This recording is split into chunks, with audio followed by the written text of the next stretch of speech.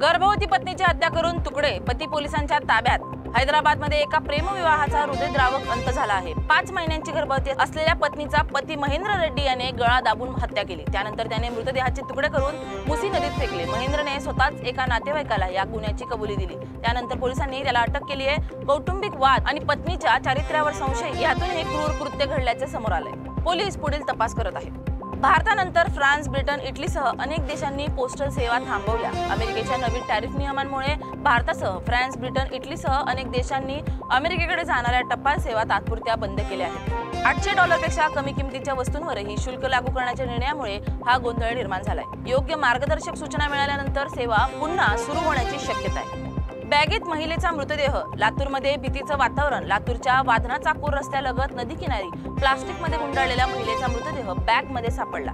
खुनानंतर पुरावा नष्ट करण्याचा प्रयत्न झाल्याचा पोलिसांचा संशय असून मृतदेहाची ओळख पटवण्याचा प्रयत्न सुरू आहे। सिंहगडवरून बेपत्ता गौतम सापडला, पण रहस्य कायम। 4 दिवसांच्या शोधानंतर गौतम गायकवाड अखेर सापडला असला तरी त्याच्या बेपत्ता होण्यामागचं गूढ उलगडलेलं नाहीये। 21 ऑगस्टला मित्रांसोबत सिंहगडावर गेलेल्या गौतमने तानाजी कड्याजवळून गायब होताच मोठी खळबळ उडाली होती। पोलीस आणि स्थानिक पथकांच्या शोध मोहिमेनंतर 25 ऑगस्टला तो एका निर्जन ठिकाणी सापडला। सध्या तो स्थिर असून उपचार सुरू आहेत। मात्र तो का पळाला आणि 4 दिवस कुठे होता याचं उत्तर अद्याप मिळालेलं नाहीये। महिला आमदारांची वसईत अवैध बारवर धाड। वसईच्या आमदार स्नेहा दुबे पंडित यांनी मध्यरात्री रस्त्यांची पाहणी करताना निकृष्ट दर्जाच्या कामांबाबत अधिकाऱ्यांना फैलावर घेतले। याच दरम्यान दत्तांनी मॉलमधील 2 बार 2:30 वाजेपर्यंत सुरू असल्याचे उघड केले। पोलिसांनी कारवाई न केल्याने आमदारांनी संताप व्यक्त करत घटनास्थळीच अधिकाऱ्यांना बोलावून गुन्हे दाखल करण्याचे आदेश दिले। पुण्यात 10 दिवस ड्राय डे।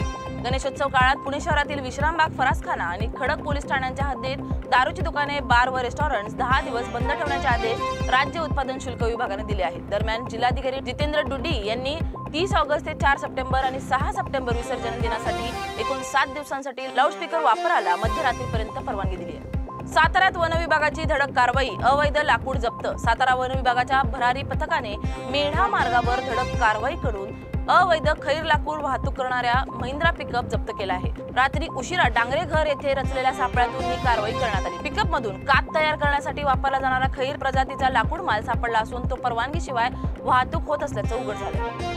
अंबादास दानवे पीडित कुटुंबाच्या पाठीशी, आरोपींना शिक्षा होणारच। 2 दिवसांपूर्वी प्लॉटच्या वादातून 2 कुटुंबांमध्ये झालेल्या भांडणात पाडसवान यांचा आरोपी निमोने यांनी चाकूने वार करून खून केला होता। या घटनेतील निमोने नावाचे 4 आरोपी सध्या तुरुंगात आहेत, तर पाडसवान यांचे वडील गंभीर जखमी आहेत। आज राज्याचे विरोधी पक्षनेते अंबादास दानवे यांनी पीडित कुटुंबाची भेट घेऊन त्यांचे सांत्वन केले आणि आरोपींना कठोर शिक्षा होईल अशी ग्वाही। शेतकऱ्यांचा एल्गार, जान देंगे पर जमीन नहीं देंगे। नांदेड यवतमाळ जिल्ह्यातील 40 गावांची सुपीक जमीन जाणार असल्याने शेतकरी आक्रमक झाले असून हिमायतनगर तालुक्यातील कामारी येथे एल्गार महासभा घेऊन सहस्रकुंड जलविद्युत प्रकल्पाला तीव्र विरोध दर्शवलाय। 135 सेकंदात महिंद्राची BE6 Batman edition fully book. महिंद्राच्या BE6 बॅटमॅन एडिशन इलेक्ट्रिक SUVच्या 999 गाड्या फक्त 135 सेकंदात विकल्या गेल्या। 27.79 लाखांच्या किमतीत उपलब्ध असलेली ही विशेष सॅटिन ब्लॅक गोल्ड थीम गाडी 20 सप्टेंबर पासून इंटरनॅशनल बॅटमॅन डे वितरित होणार आहे।